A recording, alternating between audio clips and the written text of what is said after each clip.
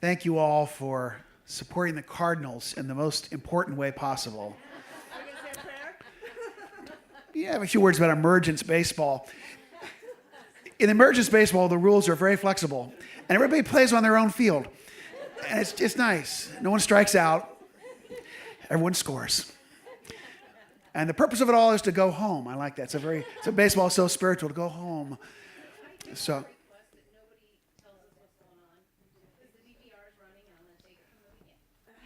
okay. So we'll have spoiler alerts. Okay. It's great. Okay. Well, really are thrilled to have each of you here tonight, and I think this will be a wonderful part one of a two-part experience with Danielle Schroyer. And she's one who's come a ways from home to be here tonight. We appreciate that. First time in St. Louis. That's right. Yes. She's a West Texas native, I should say. West Texas native, who made her way through Baylor University up to Princeton, and then kind of became enamored of all things Yankee, we found out this afternoon, and then moved back to Texas, and has been pastoring a wonderful church, the Journey Church, that she'll talk more about the congregational experience of that tomorrow morning, 9:30 downstairs in the Sunday school. But she'll be talking tonight about her journey with emergence Christianity and define that a little bit for us. She's been working at some pretty significant levels with the national conversation, with Emergent Village, a community of some of the people who are running point on the emergence conversation.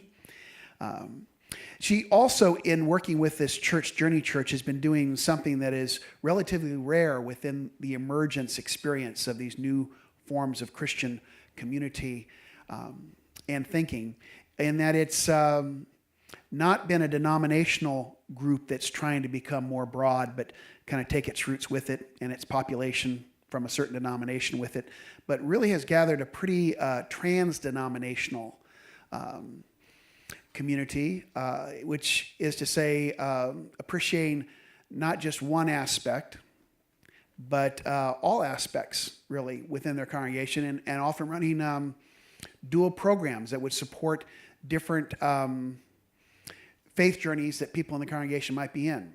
This is important because sometimes we hear the term non-denominational used a lot. Everyone wants to be non-denominational, and my experience has often been that it's more frequently non-disclosed denomination. There is a tradition there, and not often necessarily as broad as what you would see at Danielle's church, which I have visited, and it's been my privilege to speak with her there and at a couple of conferences. And since we started arranging this event, we've talked on the phone a fair amount.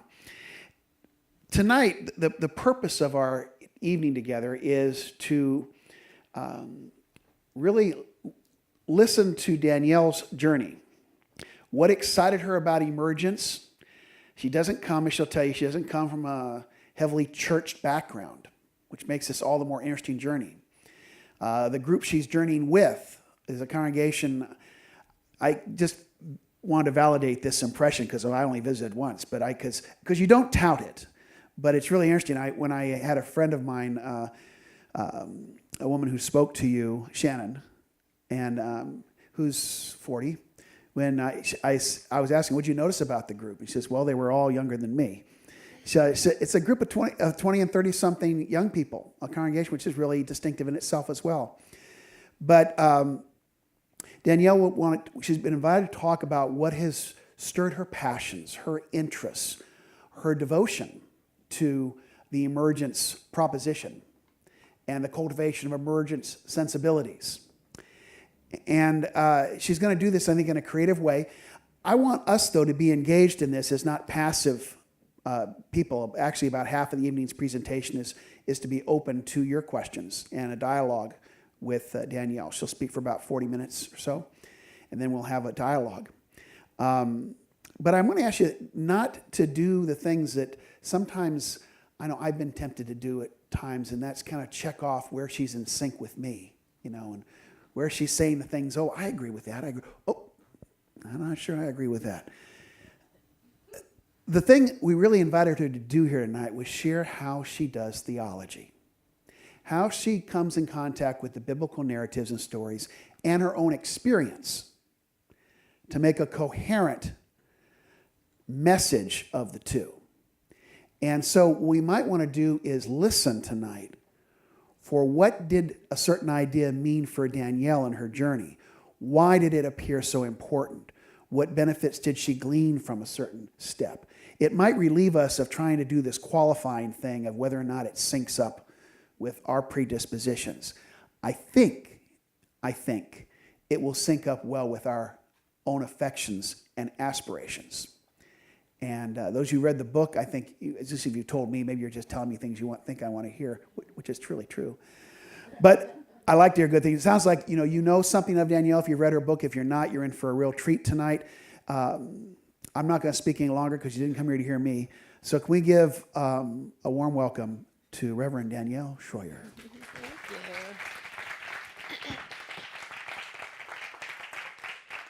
Thanks to all of you for coming, especially because St. Louis is playing tonight. I was telling Dick earlier that I had a speaker come in to Dallas, and the Cowboys were in the playoffs, and like 4 people came. So I was just, I was like, can I take you out for cheesecake? I'm really sorry. So sorry. So when we were talking about kind of how to structure this evening, and I thought about how to write about, there are so many things I could say about what I love about the emerging conversation and why I find my home there. And I wanted to go about doing it in sort of a narrative way, partly because I think even in the telling, it would be helpful to describe the fact that the thing I love about it most is that it is a lived theology. And of course, all theology is a lived theology, but it is an intentionally lived theology, meaning that we do pay attention to our experiences of God and our thoughts of God and the way that we've seen other people talk about God. And in the connection of all those things, we try to hold them all together and say, okay, now what then shall we do? And so, yeah, hopefully I'll talk a little bit about just my own narrative, but in the hopes that it will bring us into a sense of at least being on the same page about the way that I see the conversation and the most important things that I think that it has to offer. And really, as I started talking or thinking through those things for myself, I realized that what I wanted to say over and over again was that I wanted to talk about space. Not outer space, although I do find outer space excessively fascinating, but about how we create space and how we find space, how we experience space, how we fill it, how we leave it, the way that we live into it as people of faith. What do we do with the space or the lack of it? Because above all, what I think that the emerging church movement has given me is space. And for me, that's really important. So I'd like to talk about a few ways I've seen that happen in my life and why I find that important. And then, as Dick said, we'll leave a lot of time for conversation because I find that to be the most important thing. First, space in the church. If you've read my book, I've mentioned some of these things, so it will be a repeat, but I grew up in the wide open spaces of West Texas, and I'm very aware that did color the way that I see God. We didn't have anything growing above this tall. We had mesquite bushes that are great for grilling, makes everything taste delicious, but there's nothing to look at that's tall and green. The thing that you get in return for that is you get these amazing sunsets. You can just see for miles. And when you're on the highway on Loop 250, you just put a good song on the radio and you roll the windows down. It's like, life is good. And I like feeling that way, maybe because I grew up feeling that way, but I like feeling that way. And I grew up in a family that talked in a pretty wide open way similarly about God. We weren't overly churchy. We were not the people that went to church every Sunday. And that was odd in West Texas because everyone else did. We just didn't really fit in there. So we sort of made our appearances on occasion, and not even usually on Easter, just on random occasions. But we didn't talk about God in the same way. And West Texas is a pretty conservative town, so a lot of people were Baptist or non-denominational, which is pretty much also Baptist. And you're right about that. When people ask, is Journey non-denominational? I'm like, no, we're not. That's like a for sure thing in Dallas that we are not. It's not that bad. I don't mean to sound so pejorative about it. But Baptist church people had this way of talking about God that was like this other kind of language, like a lilt in their voice that came from being the kind of people who went to church all the time. And my family and I, we didn't talk like that. I didn't actually know how to talk like that. I tried in youth group to learn how to talk like that, and I just sounded weird, like I was trying on my mom's pumps, and walking funny in them, so I just sort of gave up already. I already knew that my family sounded different. My grandparents talked with an accent that was foreign to everybody in West Texas because they're Lebanese, and other than a strong drawl, there was no other kind of foreign accent that you could hear in West Texas. But English was my grandfather's fifth language, and it was my grandmother's fourth language, and she taught English to herself when she came to this country. And so, it wasn't always exactly good English. It wasn't perfectly spoken. And the name God was spoken in a completely different way by my grandparents than by churchy people in Midland, Texas. My grandmother, for example, says, if God is willing, before almost everything. She's done this for as long as I've known her. She'll say, if God is willing, I will talk to you tomorrow, or if God is willing, I can make your game, or if God is willing, we'll make it there in time. When I was in seminary, I took a class on Islam, and I learned that inshallah meant if God is willing, and I thought, oh, that's why she says that all the time. I don't know why I didn't figure that out beforehand. I realized that for my grandmother, God is willing is like bless your heart in Texas. I don't know what the St. Louis equivalent of this would be. Is there like something, there's a phrase that you guys say all the time? Go Cardinals. Go Cardinals. Yeah, so God is willing is just, it's just something that you say. It's like a cultural meme. My grandmother would also cross herself on occasion, even though she's never been Catholic, but she lived a good handful of years in Mexico City, and so the Catholic God just seeped in there even before she was a Christian of any kind. And because of her time in Africa, she was really superstitious about things. She grew up as a child in Africa, and I suppose that's part African and also part Lebanese because we're the people who read the tea leaves, and only the matriarch of the family is able to tell you what the tea leaves mean. I remember my grandmother carefully inspecting my daughter's head after she was born, and she announced to me that because of the crown of my daughter's hair that we were going to have a son next time around, if God is willing. And we did. You can make of that what you will. My grandfather spoke a lot less frequently about God, and he was adamantly not a Christian, even after my mom's conversion to Christianity created kind of a domino effect among my aunts and uncles and my grandmother. But my grandfather was pretty stalwart about it, and that seemed to cause my mom a little bit of concern, but for some reason I always kind of admired him for it. Like he was a man holding on to the last roots of his heritage while living in his land where his daughter married a Southern Baptist and all of his grandkids can't speak Arabic, I kind of was like, good for you. Good for you, partly because I didn't want to lose that connection either. But my grandfather did speak about God on some occasions, always in a more philosophical way, like God was an idea. And of course, he was Druze, so that was the way many of them approached God, kind of philosophically at a distance. So when my grandfather spoke of God, he often quoted Khalil Gibran, and he waved his hand in deference to the vast unknowability of the universe, and I thought that was a wonderful way of talking about God. Because my mom was an adult convert to Christianity, and because her conversion really cost her something, because it was a break in her identity and her cultural origin, she had this quiet fire about her.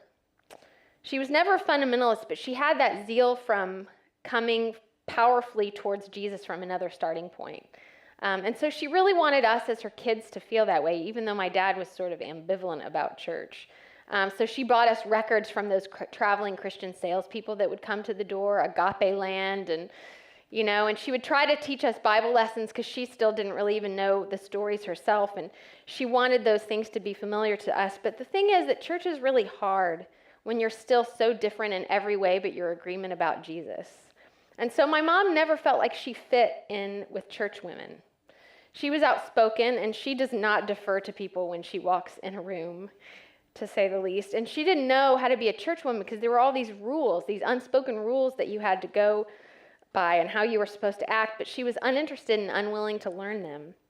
So she was pious in her own way, getting us up and dressed on occasion to go to the service and taking us to church, but she never moved freely in the sanctuary any more than the rest of us did.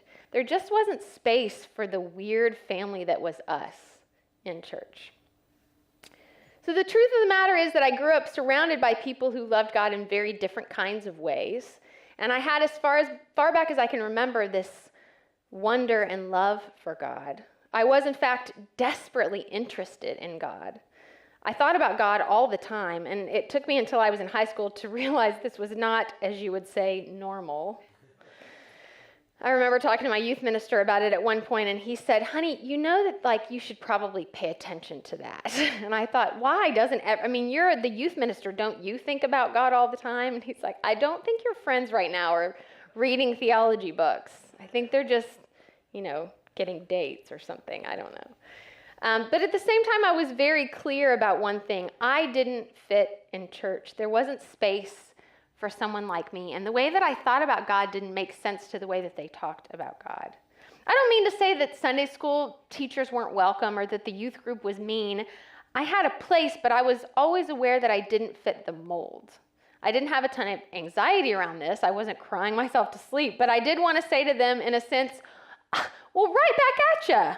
Because maybe I didn't fit the mold of what a good Baptist Christian girl looked like, but the way that I saw it, the mold of church didn't fit the God I knew either. If I thought about the way I perceived God, the vastness of the idea of God, and if I compared that to the way God was talked about in church, it was like trying to point to a Dixie cup of water as if it were the sea. It just seemed small and constricted and limiting. There was no space there.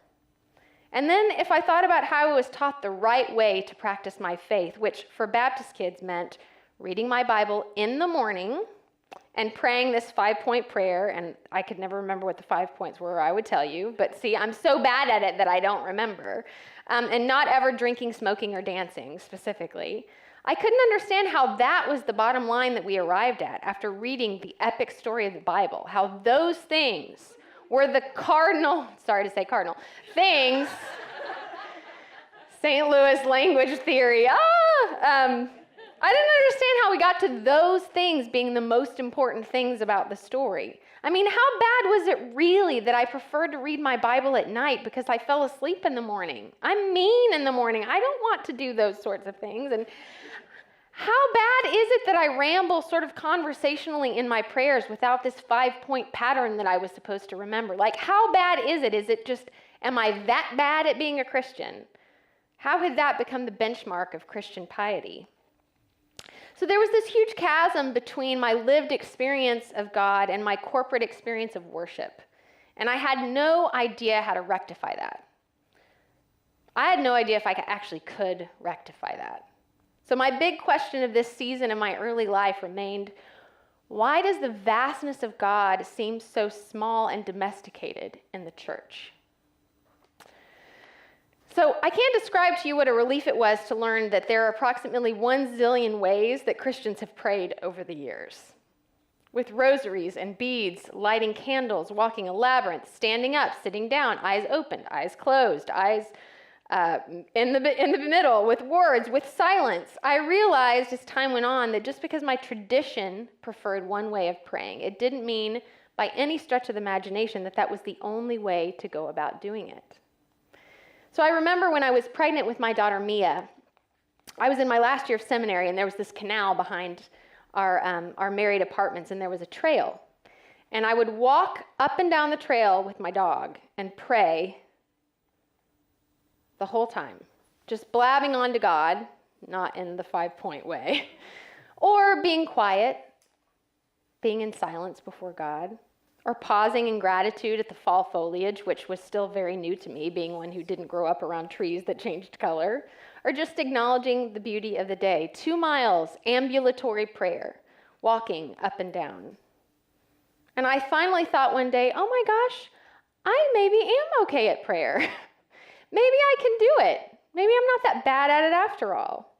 Because I had learned that prayer wasn't a set instruction, but a posture. It was a way of being in the world.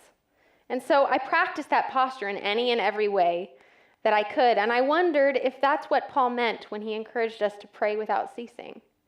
That there were these multivalent ways for us to do it, and that in some way we could posture ourselves to be that all the time. But church, and specifically church worship, still had a long way to go in my mind before being a place that I could consider spacious. My spring semester of my freshman year at Baylor University, I was pledging a sorority. Don't hold that against me. And because it was Baylor, our version of hazing is that we are required to go to church every Sunday together. I am not making that up. That's what you get for going to a Baptist university. One Sunday, our chaplain took us to the first service of a church that her friend was starting called University Baptist Church. It was in a house. It had pews, but it also had art. And the pastor was wearing jeans, which at that time was completely unheard of. And he talked in a really conversational way. And then at the end of the time, the band sang Hold My Hand by Hootie and the Blowfish as the benediction song. And I thought it was the best thing I had ever experienced in my whole life. And I thought, oh, you mean like you can do different things at church? It was like a light bulb went off in my head, and I realized that church wasn't a stagnant thing, but it was changeable, that somebody at some point got to pick what they did at church, and maybe if they did that then, maybe I could pick what we did at church, and if that was the case, then maybe that crazy call to ministry that I felt, maybe I could actually figure out a way to do that. It was the first time I realized, of course, that worship is a culturally created thing, and that meant that maybe we could create it in all kinds of different ways. It was the first time I realized that maybe I hadn't seen all of my options yet. I realized maybe I could even create another option if I could find other people who thought church was kind of as weird and maybe a little bit boring as I did. Maybe there was a way to do church that would actually make sense to me. And as I began to think about the way that churches are built and organized, I started thinking about the space of the church itself, how the sanctuary space communicated things to us about God and about ourselves. For example, Presbyterians have the podium higher than everything else. Why? Because they think the highest point is the word and the proclamation of the word. Episcopalians put the altar in the middle. Why? Because they think the communion is the most important thing that they do. So I started thinking about worship space, not only how you feel in the space and whether it connects with the way that you experience God and the vastness of God, but also what the space itself tells you that you ought to do while you're in it. So pews, when they face forward, they communicate to people like you right now to listen to me because I'm up here, right? It's not always a bad thing. But it also often says that the reason you came was to hear what they had to say, and that you're here to listen and to think. And I wondered, what if we were trying to communicate something different about God? Could we also change the space so that we could figure out in what we're saying and how we're saying it in the space, how to make those work together instead of conflict with one another? So at Journey, and you'll hear more about this tomorrow, we sit in a semicircle so that we can see each other, because we have conversation. The table is at the center because we think coming together weekly, particularly after we're arguing about things, is a helpful way to reunify us before we're being sent out into the world. Whoever's leading does so from the center. That's the way we think about all leadership, and so it makes sense that whoever's leading that week stands there. And everything in the space is movable, because sometimes we sit in a circle and we talk, and sometimes we have art stations, and sometimes we pray, and sometimes we throw a party and put tables up and eat dinner together. All of those things are important to do as a part of worship. So everything's movable because we can structure our life together as a community in a lot of different kinds of ways. And we wanted the space itself to communicate that. There are many spiritual practices that help us become better people of faith, and not all of them are going to work for all of us. I mean, maybe at some point I think we should try them all. We should sure go out on a limb and do something that maybe doesn't sound exactly like something we're used to, but it just goes without saying that some of us learn by doing, Some of us learn by thinking, some of us learn by talking it out, and that's neither here nor there. That's just how we are as people. So creating a worship space that's conducive to the expansiveness of God also means being mindful of all the different ways humans are humans, the different ways people approach God, through silence, through music, through art, through taste, touch, smell, sound, sight. Can we engage all of our senses? Can we create a place that acknowledges multiple intelligences when we come together? Through all these approaches, the hope is to create a space of worship that does its best for us to be mindful of the vastness of God and to keep in check our desires to put God into a box and label it and prohibit the many other ways that God can be rightly worshiped. So space in the church, both literally and physically, is the first gift I think the emerging church movement has offered. The second is space in our thinking about God. I'm a bookish person, partly because I love entering the world that's waiting for me inside of the pages of a book. I love how writing can transport me to a different kind of place, whether it's a story set in a Victorian England or a new idea that creates fireworks in my head and takes me to new places that I haven't thought of or considered before. And because of my fascination with God, I was eager to read theology books and soak up all that they had to say about God. And truly, there are some really beautiful things that theology books say about God. What I wasn't prepared for as a religion major in college and as a seminary student was that so many theologians spoke at a distance, seemingly without passion. And sometimes they spoke with passion, but it was all laser focused on one solitary thing to the exclusion of many other worthwhile things. You've heard the old adage that to the one who has a hammer, everything after a while starts to look like a nail. Well, for me, some theologians had their hammers well in hand, but the rest of the toolbox was collecting dust. It seemed disjointed, which to me felt weird and also constricting. And consequently, there was some work around the house that needed to be done that required something other than a hammer. And if that's all they could do, they were ill-equipped to handle it. I've mentioned before in other places that my experience of systematic theology was sometimes like being led into a big room and then being moved into a smaller room, like a basement, and then being sent down a corridor at the end. And then as you walk farther and down the corridor, it starts to shrink and get smaller, like Alice in Wonderland, until at the end, you're squatting down with your knees. And at that point, you really can't go backward. There's not enough room for you to even move back to the more spacious parts. You had to stay there so that everything would fit under the theologian's final declaration, like a pinpoint. I didn't like that. I didn't like the feeling of getting to the end of a theology book and feeling like it was smaller and more constricting than where we started. I wanted to read theologians with good bedside manners. I had no interest in the many theologians who talked clinically with a clipboard in hand about the sovereignty of God or the triune nature of God. I wanted to really read a theologian who sounded also like an actual person of faith, like someone who had skin in the game. I couldn't believe how few of them I found. And consequently, what they often said about God seemed similarly stunted. In the same way that church felt constricted in relation to the vastness of God, to me, theology too often felt like a bland diagnosis, a disjointed splicing of God as if he were on an operating table. So I found myself in seminary experiencing academically in theology what I had experienced in church. There wasn't much room.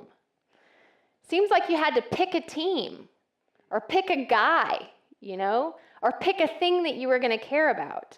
And the more selective that you got, the less room that you had. And I began to wonder if there was a way to bring some space into our thinking about God, in the same way we could bring space into our worship of God and our practices of following God. This helped me a lot, too, in the way that I approached the Bible, because my focus wasn't on funneling down to the one point or the one moral of the passage. I didn't have to read Scripture as if it was Aesop's fables, which it isn't. But instead, I could recognize how different people's perspectives enrich and enliven the way that I see the text. Of course, our Jewish brothers and sisters have been doing this all along in the practice that they called midrashing, right? Have you ever seen a picture of midrash? So if you've seen it, the text is in the middle, and all the midrashing commentary on the text surround it like little thought bubbles, like clouds. And I love just the picture of that, because even the picture of it tells you what it's doing, right? They're all gathering around the center text and letting you know what they think about it. And they don't agree. They're very disparate, right? And there's no problem in that. There's no note at the bottom that says, well, number 6 is the right answer. Valid point, thought bubble number 6 is the only one you should take home tonight, right? They're all there, and they just live there in community with one another all the time. There's room. There's space for disagreement. So now when I come to the text, I try to see not just the text, but the spaces within it. One of the ways that I practice that is that when I'm preaching something, the first thing I do when I read through the text is I mind the gap from our London friends. I notice not just what is said, but what isn't said. Well, why did they not tell me what happened to that person? Or what happened to that guy? He just exited stage left. Where did that guy go? Right? There are things that the text doesn't tell you, and those things are worth being mindful of as well. Those spaces are things that rabbis will tell you you should pay attention to, because it brings to light something new.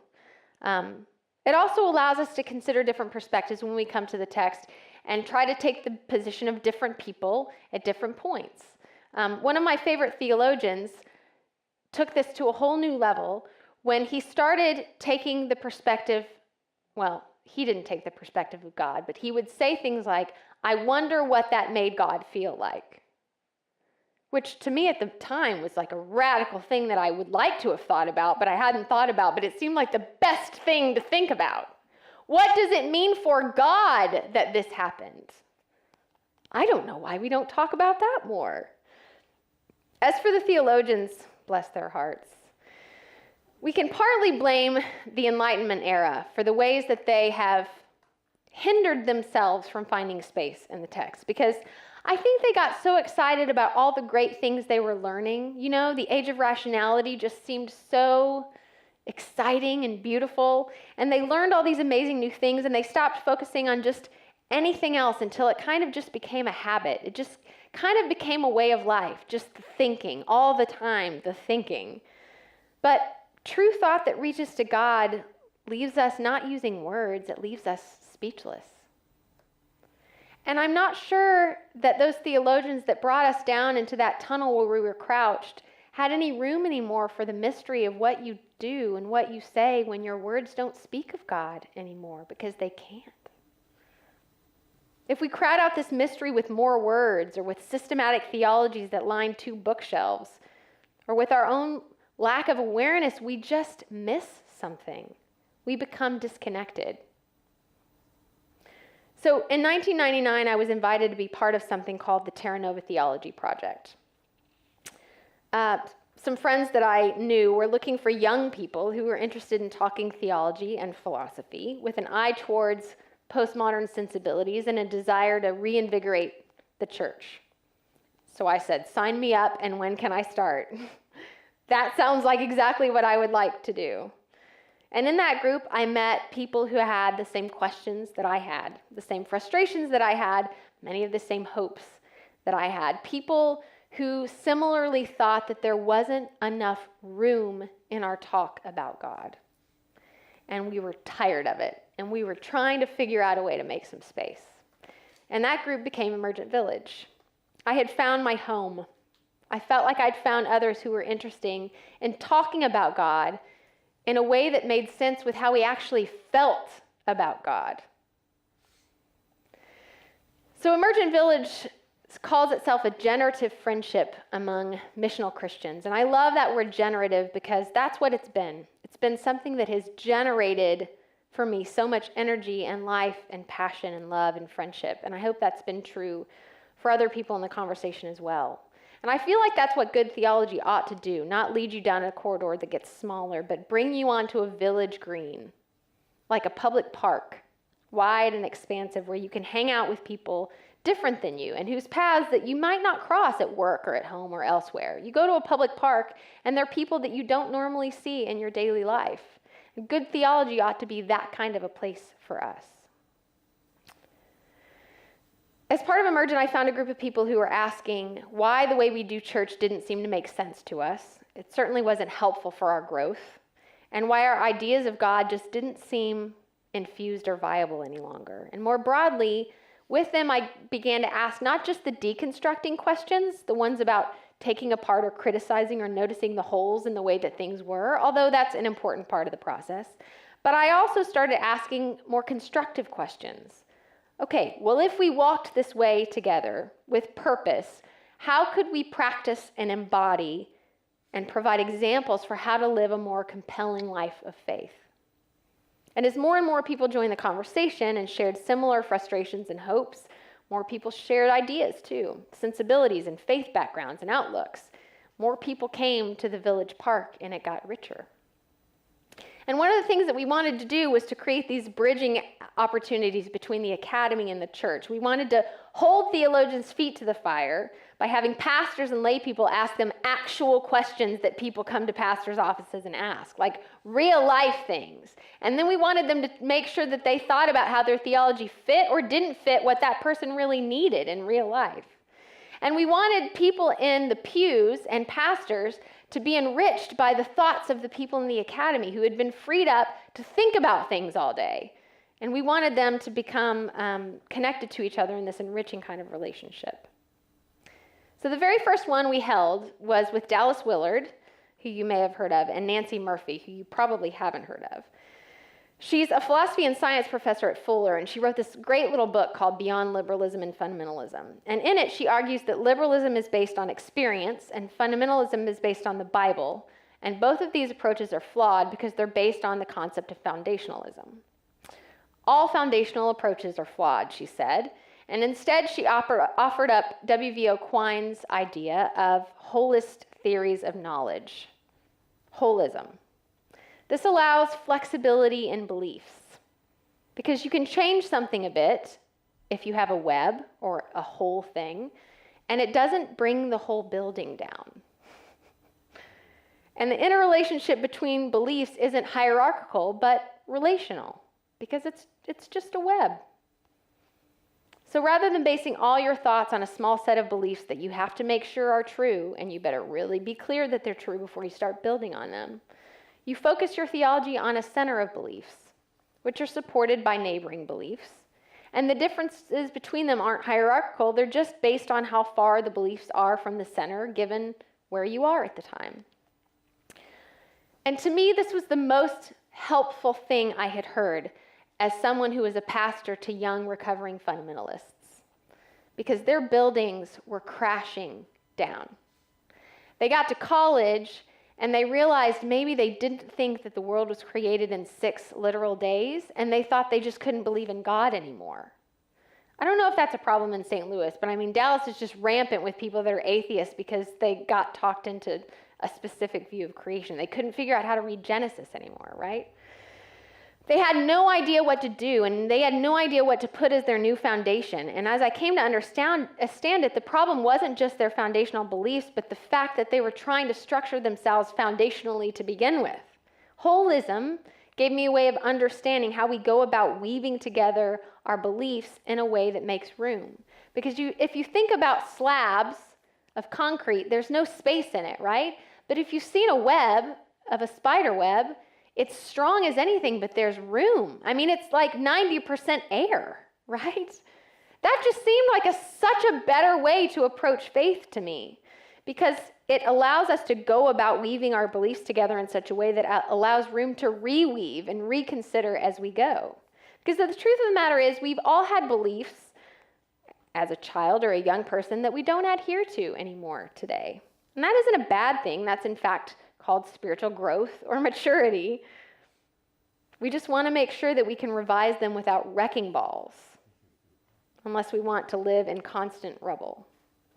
In fact, as we've begun to understand how maturity and growth work, we know that there's this act of spiraling upward and that there tends to be a little chaos every time we move from one place to another, but it shouldn't burn the house down. That's what I was sure of. It shouldn't send these kids into misery because they've just got to rework part of it. It's not bad. It's just part of the process of growth. It's like cocoons that are necessary for butterflies. And as we spiral up, we get perspective on where we used to be. And hopefully then when we encounter people who are still there, we have the space in our new position of place to give them grace for being where they are. The other gift holism gave me was recognizing how interrelated our beliefs are to our lived practices and how that affects the way that we think about them. It makes everything matter in a way that could have been discounted before, right? The choices that we make in daily life can seem small. And there are many things that I do that I think, really, I'm composting like one orange peel. You know? And I'm pretty sure the people down the street are like throwing away 800 water bottles that are plastic. And so, like, should I just even keep doing this? What is the point?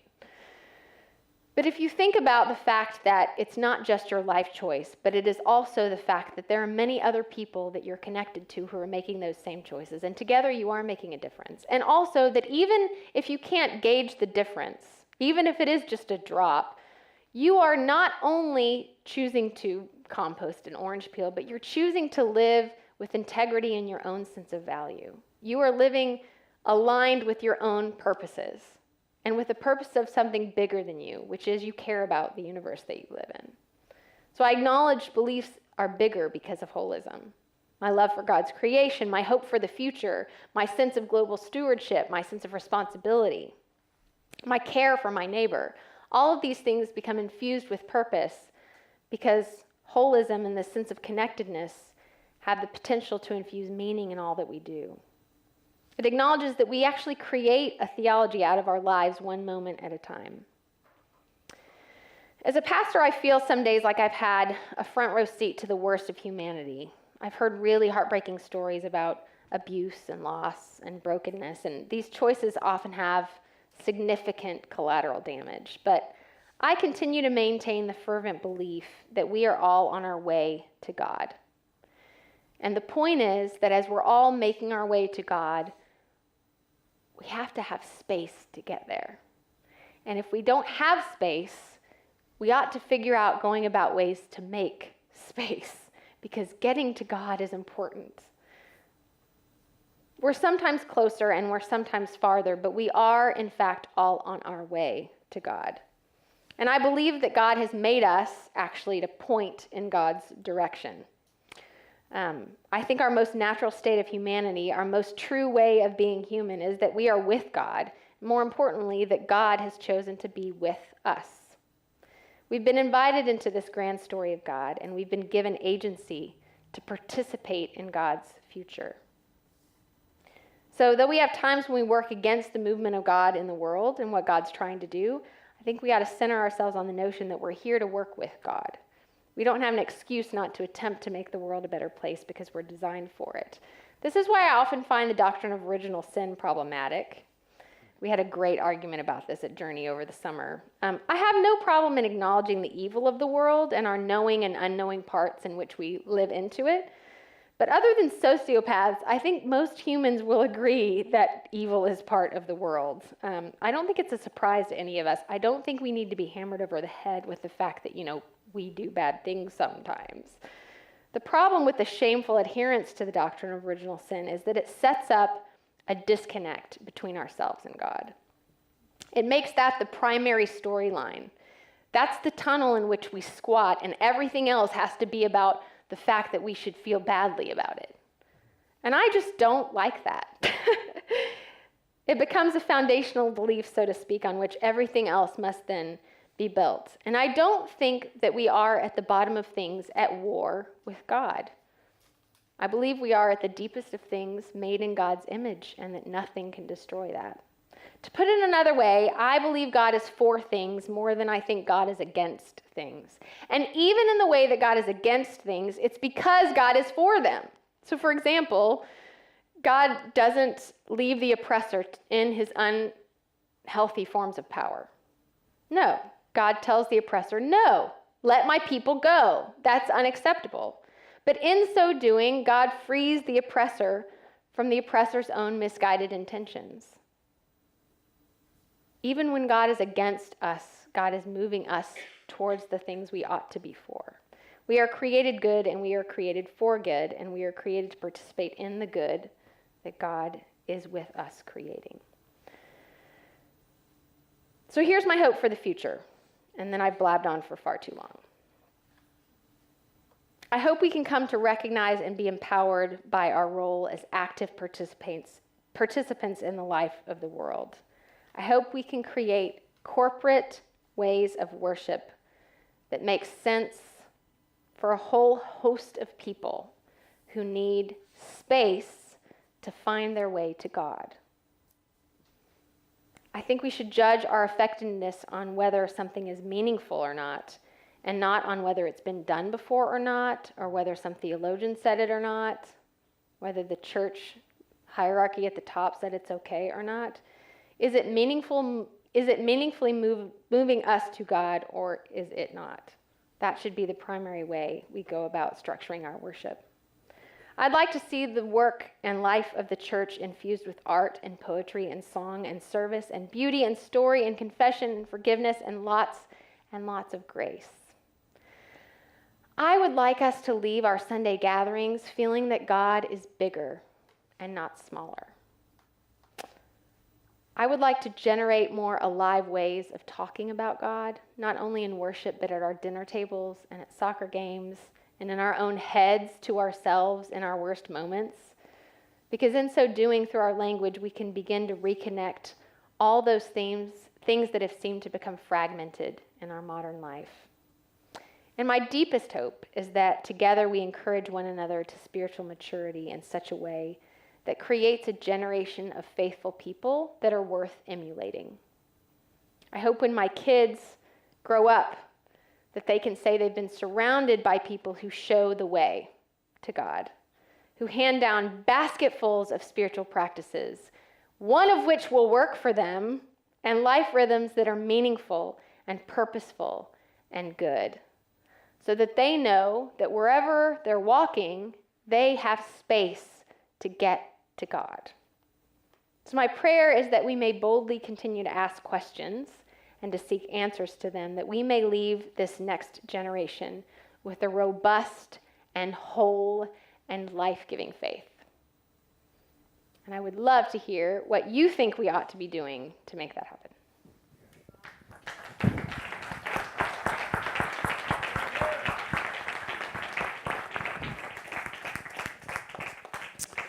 Thank you, Danielle. We're kind of at the hour where people are needing to get back to their radios. And Sure, yeah, I know. You got to go see if the DVRs. Cardinals. I totally forgot. Yeah. I just think what Danielle just shared from the depths of her heart is really maybe an example of what I hope would happen tonight. I mean, we talked about this quite a bit, but, for years in my dialogues with other Christians who would say Jesus is God, my sincere interest was to ask them, so what difference does that make in your life?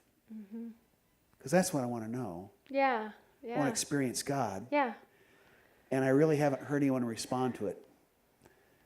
Moltmann, maybe. Moltmann. Man, read The Crucified God. But that's good a witness. time. The witness here would be what it means to her.